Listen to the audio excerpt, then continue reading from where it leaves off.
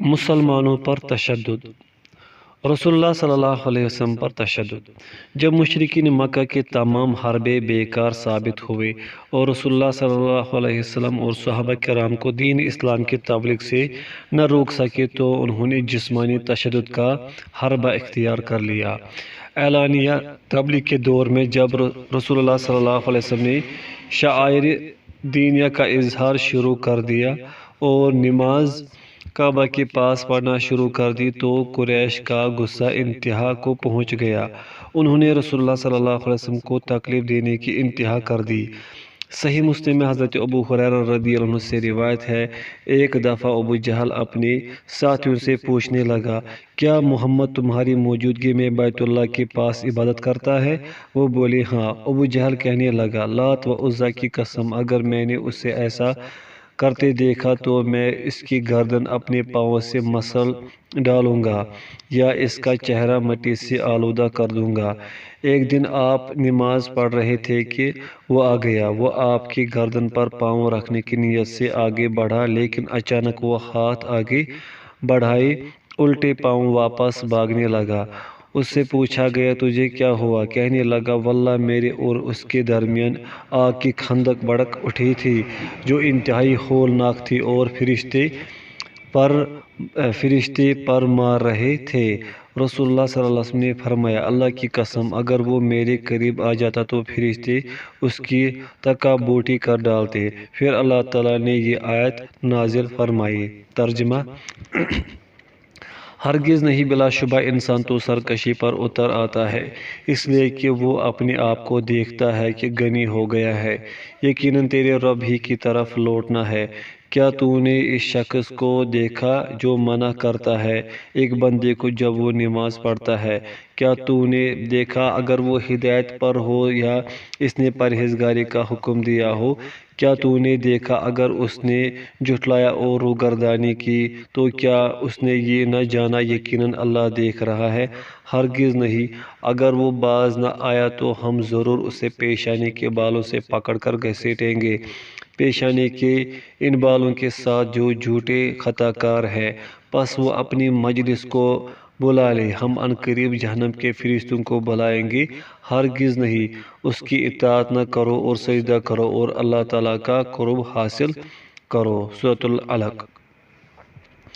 امام بخاری نے اپنی صحیح میں حضرت عروہ بن زبیر رحمہ اللہ سے نقل کیا ہے، وہ کہتے ہیں، میں نے حضرت عبداللہ بن عمر رضی اللہ عنہما سے پوچھا کہ مشرکین مکہ نے رسول اللہ صلی اللہ علیہ وسلم کے ساتھ بدترین سلوک کیا کیا تھا؟ وہ فرمانے لگے، میں نے دیکھا کہ عقبہ بن ابی معیط نبی کریم صلی اللہ علیہ وسلم کے پاس آیا۔ آپ صلی اللہ علیہ وسلم نماز پڑھ رہے تھے۔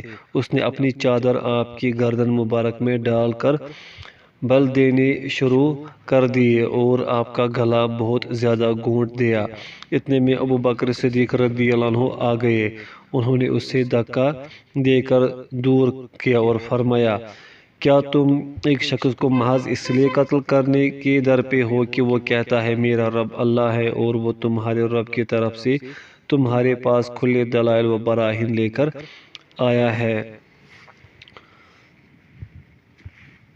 صحیح بخاری اور صحیح مسلم میں حضرت ابن مسعود رضی اللہ عنہ سے روایت ہے کہ ایک دفعہ رسول اکرم صلی اللہ علیہ وسلم بیت اللہ کے قریب نماز پڑھ رہے تھے۔ ابو جہل اپنے ساتھیوں سمیت بیٹھا ہوا تھا۔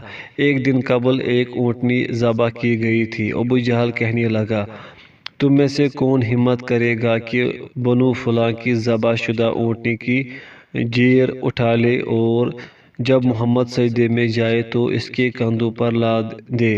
قریش میں سے ایک انتہائی بدبخت شخص عقبہ بن ابی معیط اٹھ کھڑا ہوا اور وہ جیر اٹھا لایا۔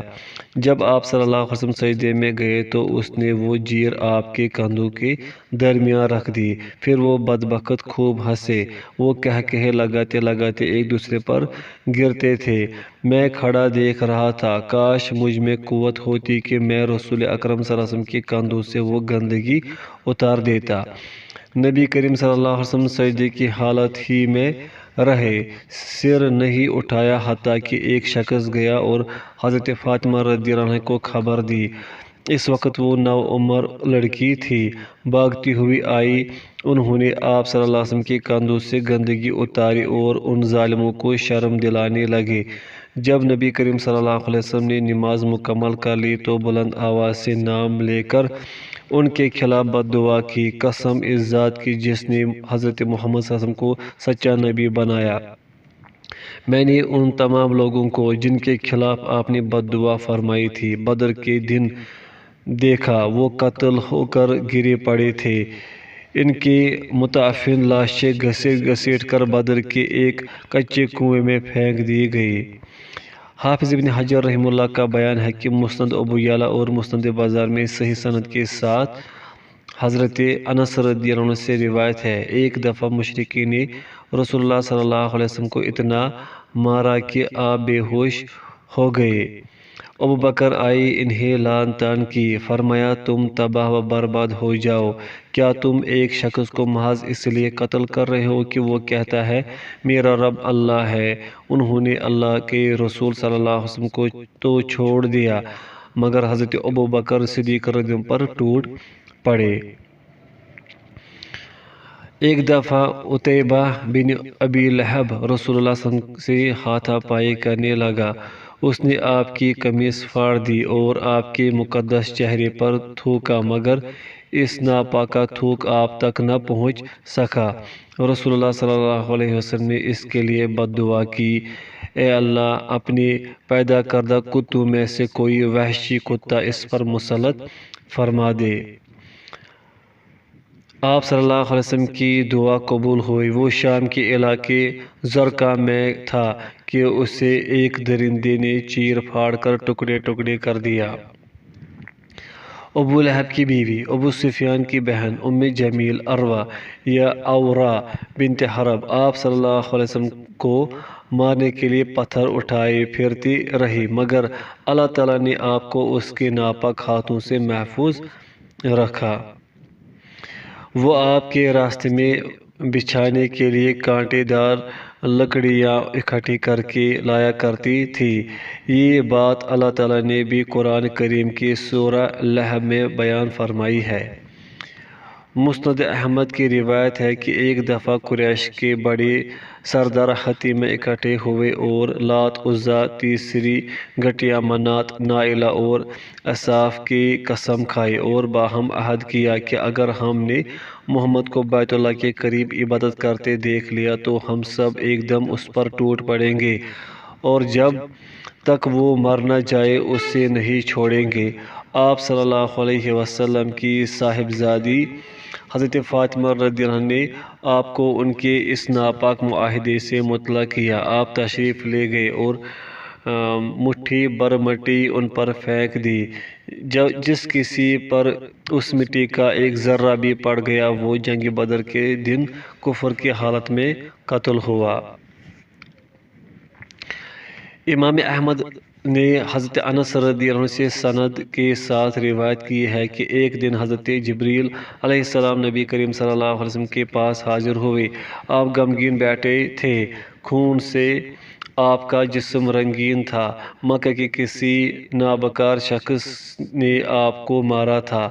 حضرت جبریل نے پوچھا آپ کو کیا ہوا؟ فرمایا میرے ساتھ ان لوگوں نے یہ سلوک کیا۔ جبریل علیہ السلام نے کہا آپ فرمائے تو میں آپ کو ایک معجزہ دکھاؤں؟ فرمایا نعم ہاں۔ انہوں نے وادی سے پرے ایک درخت کو دیکھا اور آپ سے کہا اس درخت کو بلائیے۔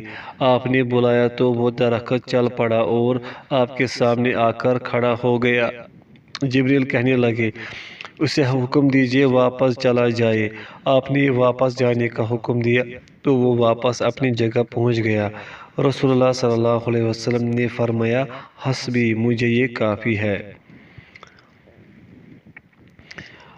علامہ ابن کثیر رحمہ اللہ کا خیال ہے کہ آپ صلی اللہ علیہ وسلم کے ساتھ اکثر جسمانی تشدد اور گستاخیاں آپ کے چاچا حضرت ابو طالب کی وفات کے بعد کی گئی۔ قریشی صحابہ کرام پر تشدد۔ حضرت ابو بکر رضی اللہ عنہ پر اس قدر تشدد کیا گیا کہ انہوں نے اپنا دین بچانے کے لیے حبشہ کو ہجرت کر جانے کی ٹھانی۔ ایک دن حضرت ابوبکر رضی اللہ عنہ مسجد حرام میں تقریر کرنے لگے تو مشرکین نے ان کو بہت زدکوب کیا۔ انہیں مارنے والوں میں عتبہ بن ربیعہ بھی شامل تھا۔ وہ ان کے چہرے مبارک پر اپنے جوتے مارتا رہا، اس قدر مارا کہ آپ کے ناک نقشے کی پہچان دشوار ہو گئی۔ حضرت ابوبکر رضی اللہ عنہ کی قوم بنو تیم کے لوگوں کو پتہ چلا تو وہ بھاگتے ہوئے آئے۔ انہیں دیکھ کر مشرکین نے ابوبکر کو چھوڑ دیا اور دوڑ لگا دی۔ بنو تیم نے آپ کو ایک کپڑے میں لپیٹ کر اٹھایا اور گھر لائے۔ ایسا لگتا تھا کہ آپ بچ نہ سکیں گے۔ پورے قبیلے نے قسم کھائی کہ اگر ابوبکر مر گئے تو ہر حال میں عتبہ بن ربیعہ کو قتل کر ڈالیں گے۔ جناب رسول اللہ صلی اللہ علیہ وسلم کے بعد مکہ مکرمہ میں بلند آواز سے قرآن پڑھنے والے عبداللہ بن مسعود رضی اللہ عنہ تھے۔ مسلمانوں نے انہیں تنبیہ بھی کی کہ بلند آہنگی سے قرآن پڑھنے کی صورت میں مشرکین آپ پر تشدد کریں گے۔ انہوں نے بلند آواز سے قرآن پڑھنا شروع کیا تو مشرکین ان پر پل پڑے، ان کا چہرہ زخمی کر دیا۔ دوسرے صحابہ نے اظہار افسوس کرتے ہوئے کہا ہمیں اسی بات کا خطرہ تھا۔ تو ابن مسعود رضی اللہ عنہ کہنے لگے اب تو مجھے اللہ کے یہ دشمن بہت ہی ذلیل و حقیر معلوم ہوتے ہیں۔ اگر تم اجازت دو تو میں کل کو بھی اسی طرح قرآن پڑھوں گا۔ صحابہ کہنے لگے ہرگز نہیں، اتنا ہی کافی ہے۔ آپ نے ان کو وہ پیغام سنا دیا جو وہ سننا نہیں چاہتے تھے۔ حضرت عثمان بن عفان رضی اللہ عنہ کا چاچا انہیں کھجور کے پتوں سے بنی ہوئی چٹائی میں لپیٹ دیتا تھا، پھر نیچے سے آگ کا دھواں چھوڑتا اور ان کے نتنوں میں ڈالتا تھا۔ روایت ہے کہ جب وہ مسلمان ہوئے تو ان کے چاچا حکم بن ابی العاص بن امیہ نے انہیں پکڑ کر باندھ دیا اور قسم کھائی کہ جب تک تو اسلام نہیں چھوڑے گا میں تجھے نہیں کھولوں گا۔ حضرت عثمان نے بھی قسم کھائی کہ میں ہرگز اسلام نہیں چھوڑوں گا۔ جب چاچا نے دیکھا کہ یہ تو اپنے دین پر بہت پکا ہے تو انہیں چھوڑ دیا۔ حضرت مصعب بن عمیر رضی اللہ عنہ کی والدہ کو ان کے اسلام لانے کا پتہ چلا تو اس نے ان کا کھانا بند کر دیا اور گھر سے نکال دیا۔ یہ بہت ناز و نعمت میں پلے تھے۔ بھوک اور موسمی شدائد کی وجہ سے ان کی جلد سوکھ کر یوں چٹکنے لگی جیسے سانپ کی کھال سوکھ کر اترنے لگتی ہے۔ وہ اس قدر کمزور ہو گئے کہ ان کے ساتھی انہیں اپنی کمانوں پر اٹھا کر لائے۔ اس روایت کی سند معضل ہے جس کا شمار ضعیف روایت کی اقسام میں سے ہوتا ہے، یعنی یہ روایت ضعیف ہے۔ جب حضرت عمر بن خطاب رضی اللہ عنہ مسلمان ہوئے تو مشرکین ان پر ٹوٹ پڑے۔ اگر اللہ تعالیٰ انہیں عاص بن وائل کی حمایت و پناہ مہیا نہ فرماتا تو وہ انہیں قتل ہی کر دیتے۔ حضرت عثمان بن مظعون رضی اللہ عنہ بھی قبول اسلام کی پاداش میں مبتلا تشدد ہوئے۔ روایت ہے کہ جب وہ حبشہ کی ہجرت سے واپس آئے تو ولید بن مغیرہ کی پناہ میں آ گئے، لیکن جب انہوں نے دیکھا کہ مشرکین دوسرے مسلمانوں کو تشدد کا نشانہ بناتے ہیں اور میں آرام سے رہ رہا ہوں تو انہوں نے ولید کی پناہ کالعدم کر دی اور خوشی خوشی تکالیف برداشت کی۔ مشہور شاعر لبید بن ربیعہ مکہ آیا۔ اس نے قریش کے ایک مجلس میں اپنا کلام سنایا۔ جب اس نے پڑھا الا کل شیء ما خلا اللہ باطل، خبردار اللہ تعالیٰ کے سوا ہر چیز فانی ہے، تو عثمان بن مظعون نے فرمایا بالکل سچ ہے۔ جب اس نے اگلا مصرع پڑھا وَكُلُّ نَعِيمٍ لَا مَحَالَةَ زائل، اور ہر نعمت لازماً زائل ہو جائے گی، تو عثمان کہنے لگے یہ جھوٹ ہے، جنت کی نعمتیں کبھی ختم نہیں ہوگی۔ لبید کہنے لگا قریشیو، اس سے پہلے تو تمہارے ہاں مہمان کی توہین نہیں کی جاتی تھی، یہ نیا رواج تم میں کب سے شروع ہوا؟ ایک آدمی کہنے لگا، یہ اور اس جیسے چند دوسرے بیوقوف ہمارے دین سے نکل چکے ہیں، آپ اس کی بات کا برا نہ مانیے۔ حضرت عثمان نے بھی اسے سخت جواب دیا تو بات بڑھ گئی۔ وہ آدمی اٹھا اور حضرت عثمان کی آنکھ پر تھپڑ مارا، ان کی آنکھ پر نیل پڑ گیا۔ ولید بن مغیرہ قریب بیٹھا سب کچھ دیکھ رہا تھا۔ وہ کہنے لگا، بھتیجے، اللہ کی قسم، تیری آنکھ کو یہ تکلیف ہرگز نہیں پہنچ سکتی تھی، تو مضبوط پناہ میں تھا۔ عثمان کہنے لگے، واللہ میری تو دوسری آنکھ بھی آرزومند ہے کہ اس سے بھی اللہ کے راستے میں ایسی ہی تکلیف پہنچے۔ جناب ابو عبد شمس، میں آپ سے کہیں زیادہ قوی اور قدیر ذات کی پناہ میں ہوں۔ ولید کہنے لگا، بھتیجے، چاہو تو دوبارہ میری پناہ میں آ جاؤ۔ عثمان نے کہا، نہیں۔ حضرت زبیر بن عوام رضی اللہ عنہ مسلمان ہوئے تو ان کا چاچا طیش میں آ گیا۔ وہ انہیں چٹائی میں باندھ کر لٹکا دیتا، نیچے سے آگ کا دھواں چھوڑتا اور کہتا، دوبارہ کافر بن جا۔ حضرت زبیر رضی اللہ عنہ کہتے، ہرگز نہیں، میں کفر کے قریب بھی نہیں بھٹکوں گا۔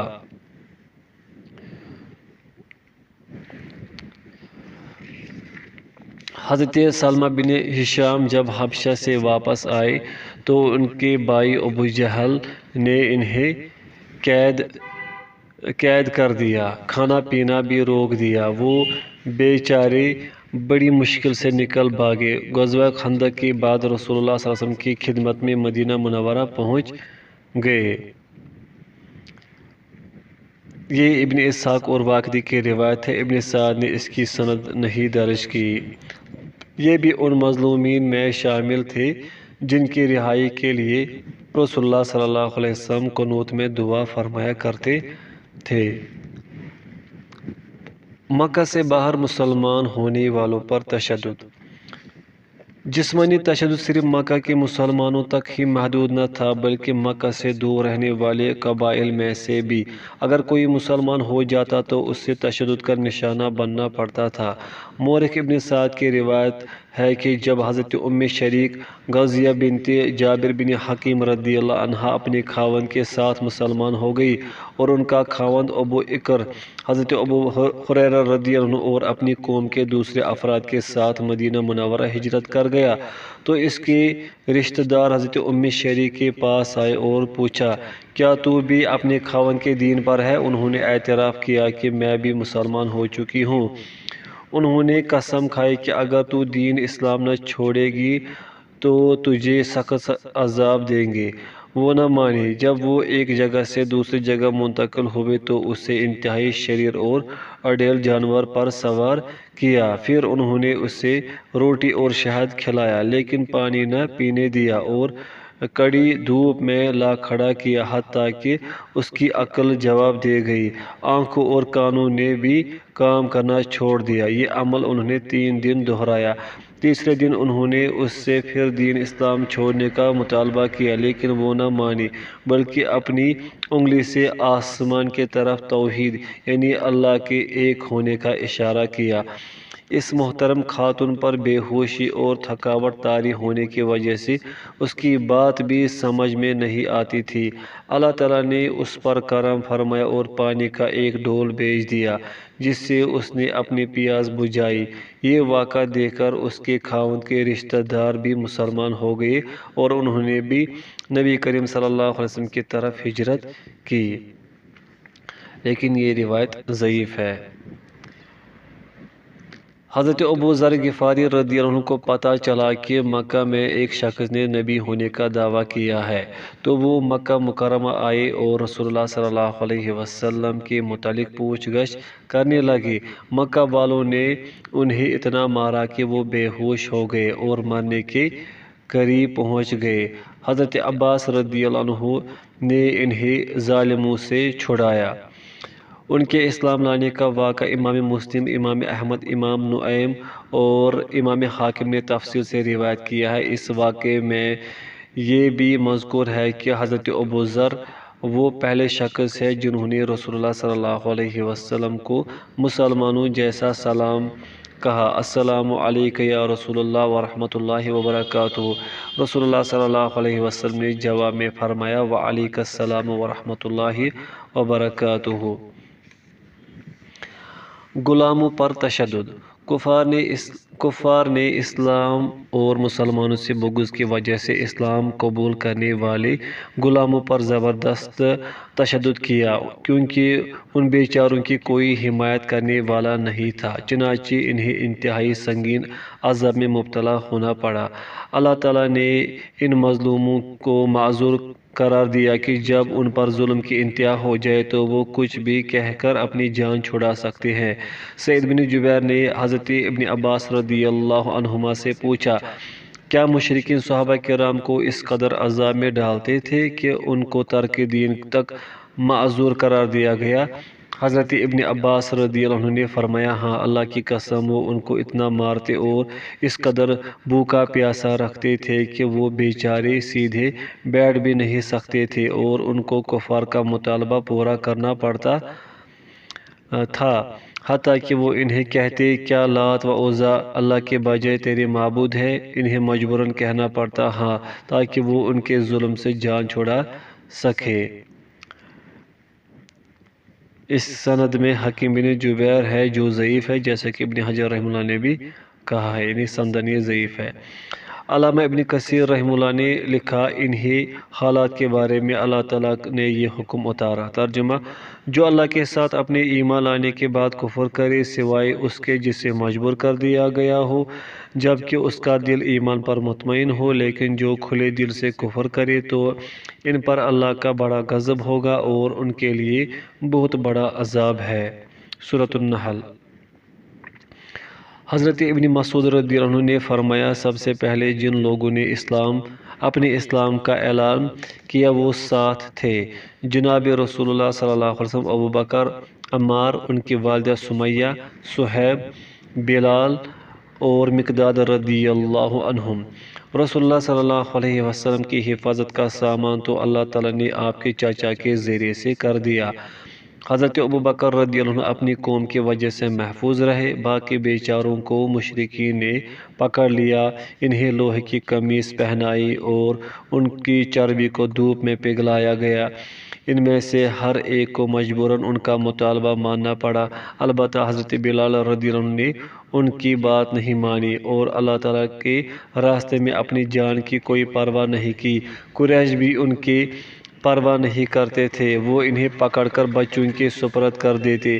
بچے انہیں مکہ کی پہاڑی گھاٹیوں میں گھسیٹتے پھرتے اور بلال رضی اللہ عنہ لگاتار احد احد پکارتے رہتے تھے۔ بجزم عشق تو می کشند گو گائی ست، تو نیز بر سربام آقا خوش تماشائی است۔ عفواً، اس میں پڑھنے میں غلطی بھی ہو سکتی ہے۔ مکہ میں تشدد کا نشانہ بننے والے مشہور غلام آل یاسر۔ یہ خاندان تاریخ اسلام میں بدترین تشدد برداشت کرنے والے مظلومین میں ضرب المثل کی حیثیت اختیار کر گیا۔ بنو مخزوم تپتی دوپہر میں ان بیچاروں کو نکال کر لے جاتے اور مکہ کی آگ بنے ہوئے پتھروں پر لٹا کر انہیں ہولناک تشدد کا نشانہ بناتے۔ ایک دن رسول اللہ صلی اللہ علیہ وسلم ان کے پاس سے گزرے، اس وقت ان پر تشدد کیا جا رہا تھا۔ آپ صلی اللہ علیہ وسلم نے فرمایا، آل عمار اور آل یاسر خوش ہو جاؤ کہ تمہارا ٹھکانہ جنت ہے۔ اس خاندان سے خصوصاً اور اہل اسلام میں سے عموماً سب سے پہلے شہید ہونے والی شخصیت حضرت عمار رضی اللہ عنہ کی والدہ حضرت سمیہ بن خبات رضی اللہ عنہ تھی۔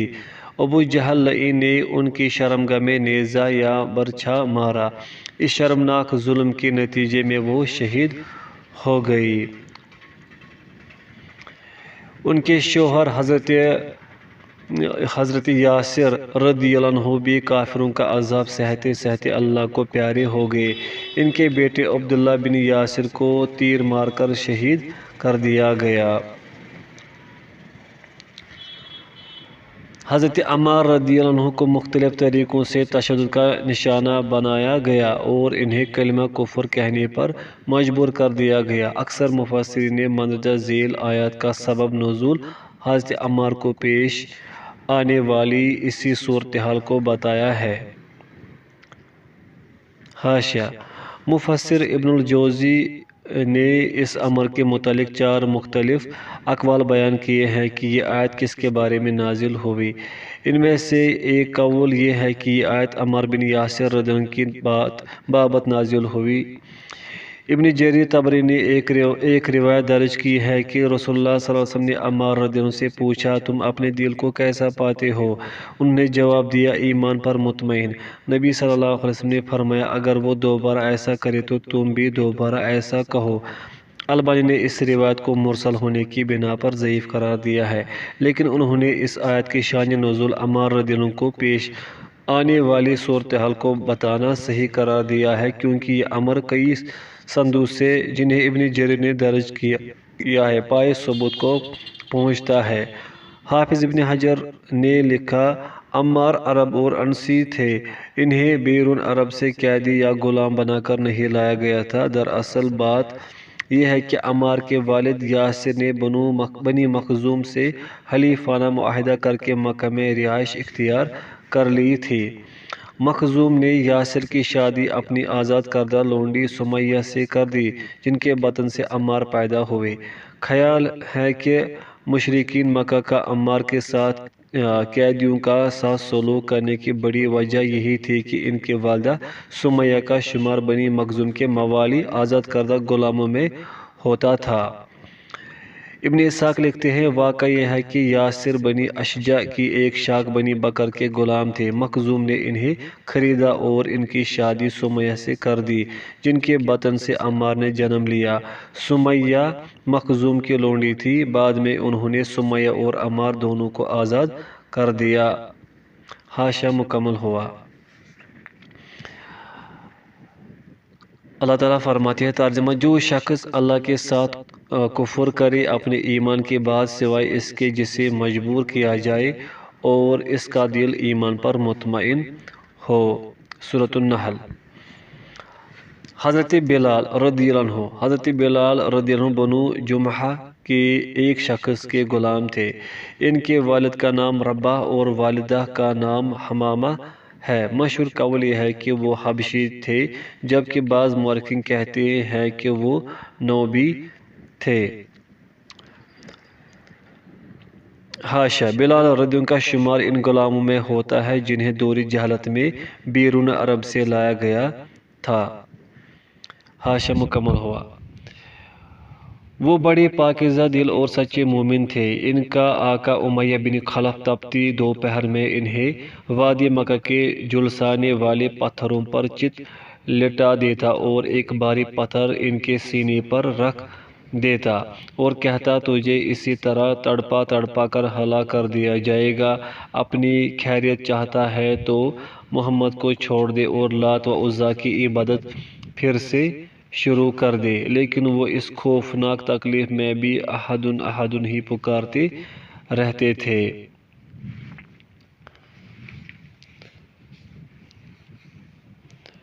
بلازری نے حضرت عمر بن عاص رضی اللہ عنہ کی روایت نقل کی ہے۔ وہ کہتے ہیں، میں ایک دفعہ بلال کے پاس سے گزرا، انہیں اذیت دی جا رہی تھی۔ گرمی کی شدت کا یہ عالم تھا کہ اگر گوشت کا ٹکڑا ان تپتے ہوئے پتھروں پر رکھ دیا جاتا تو وہ بھی بھن جاتا، لیکن بلال مسلسل کہہ رہے تھے، میں لات و عزیٰ کو رب ماننے سے انکار کرتا ہوں۔ امیہ کو اور زیادہ غصہ آ رہا تھا اور وہ انہیں بڑھ چڑھ کر پیٹ رہا تھا۔ وہ ان کے پاس جاتا اور ان کے حلق پر تان کر مکہ مارتا، وہ بے ہوش ہو جاتے۔ پھر ہوش آتا تو ان کے ہونٹوں سے احدن احدن ہی نعرہ الفت بلند ہوتا تھا۔